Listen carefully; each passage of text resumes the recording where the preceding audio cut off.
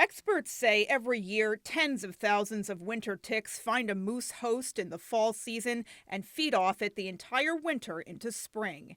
This time of year, specifically April, is what they call the month of death because, especially for a younger, more vulnerable moose, it's the time when they will likely succumb to that long drain on their blood and die.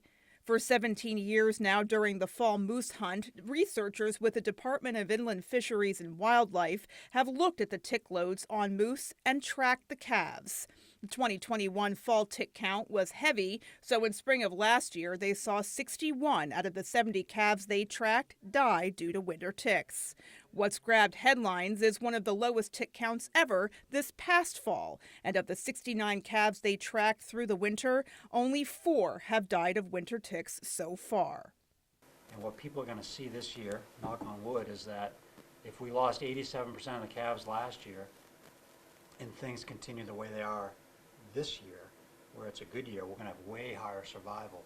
We may have, and I can't predict this, but we're going to have much higher survival, and they're going to see those two extremes. And so our moose population going into this year could have a little bump up, and actually that's a positive thing. Kantar says winter ticks lay thousands of eggs in the spring, but the weather plays a major role in whether those ticks survive long enough to find a host. They can dry out in the summer, get too wet from rainfall, or be knocked down by wind and early snowfall. But if you're looking at ticks on moose in October, you're going to have a good idea of whatever the weather was there a lot or was there a little? And that's where we've seen this real dramatic change in the last 2 years.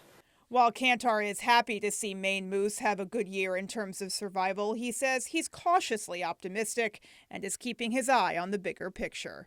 But it's one good year, again, out of the 17 years we've been looking at winter ticks on moose, we've had a few good years and a lot more bad years. And what that means is that your population is slowly going down. If it was the opposite, we'd be going the other way. So we'll take a good year, but it's going to be what happens over the long term.